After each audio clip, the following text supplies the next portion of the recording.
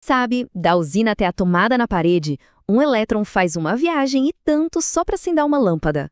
Mas e para energizar um estado inteiro? Tipo Santa Catarina? O que será que está por trás disso? Bom, é para descobrir que a gente vai seguir o rastro dessa energia desde onde ela nasce até chegar no interruptor. Parece uma pergunta bem simples, né? Mas a resposta revela um sistema que é simplesmente gigantesco e super complexo. Pensa só, toda vez que uma luz acende, isso é o ponto final de uma cadeia de eventos que viajou centenas de quilômetros. E no meio do caminho, tem muita tecnologia, muita regulação e, claro, um bocado de engenharia. E o primeiro passo para a gente entender o tamanho desse desafio é justamente este aqui, o consumo. Olha, Santa Catarina não é só um estado que consome bastante energia.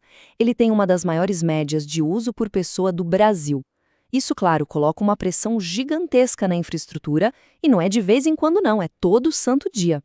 E aqui que a gente encontra uma coisa curiosa, um verdadeiro quebra-cabeça. Pega 2017, por exemplo. O consumo em Santa Catarina passou de 24 mil gigawatts-hora, é energia que não acaba mais. Só que a geração dentro do estado foi de só 21 mil, ou seja, faltou energia. E aí vem a pergunta, como é que um estado que gera tanta energia ainda precisa, no fim das contas, importar de outros lugares? Para entender isso, a gente tem que voltar para o começo de tudo. Então, vamos lá para a primeira etapa dessa jornada, a geração. Afinal, de onde vem toda essa eletricidade que a gente usa? Bom, a matriz energética de Santa Catarina é, sem sombra de dúvida, movida à água. Se a gente somar as usinas de todos os tamanhos, as gigantes, as médias, as pequenas, a força dos rios responde por mais de 80% de toda a capacidade de geração do estado. Aí, para complementar, entram as termoelétricas e também, cada vez mais, a energia dos ventos, a eólica.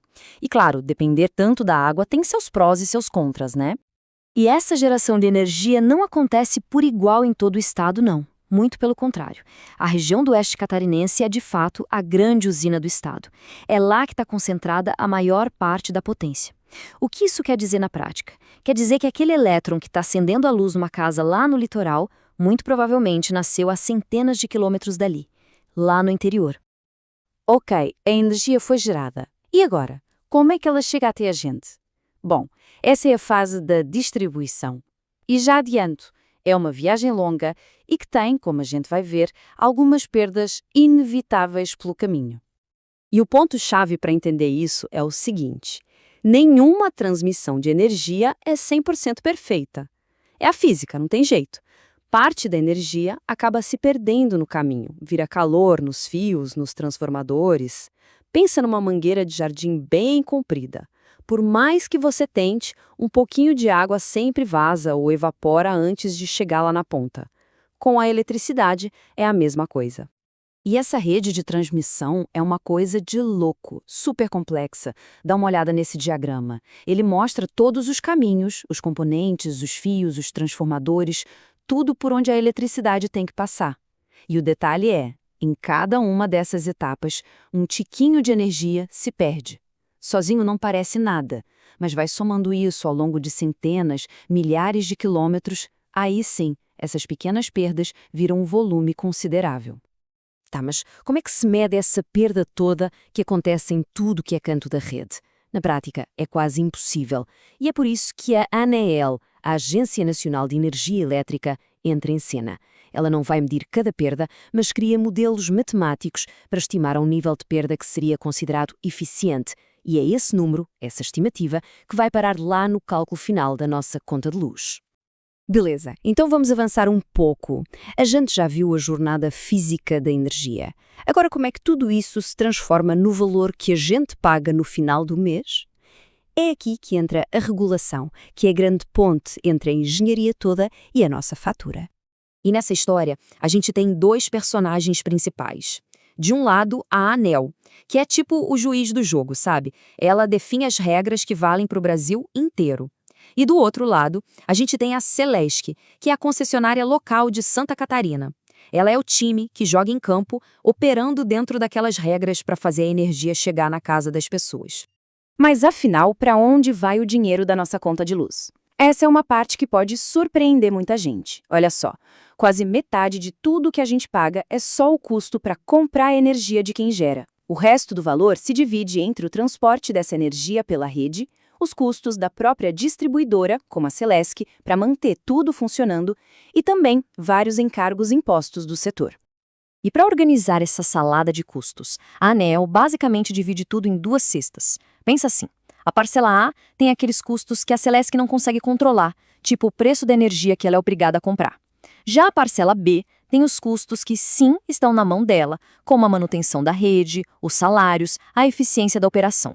E essa divisão é super importante porque ela incentiva a empresa a ser cada vez mais eficiente naquilo que ela pode controlar. No fim do dia, o grande objetivo da regulação é esse aí, tentar equilibrar os pratos. De um lado, os interesses da empresa, que precisa ter lucro para operar, do outro, os interesses de todo mundo que consome energia e quer uma tarifa justa. E como não dá para ter 2 ou 3 empresas de energia competindo na mesma rua, isso é que chamam de monopólio natural, o regulador precisa agir como se essa competição existisse, forçando a empresa a ser eficiente. É um malabarismo constante, sabe? Ufa! Então, agora que a gente passou por todas essas etapas, vamos juntar as peças do quebra-cabeça e dar uma recapitulada nessa jornada toda, que não é nada simples. Então, a história de um simples elétron em Santa Catarina é, na verdade, uma saga de 4 atos.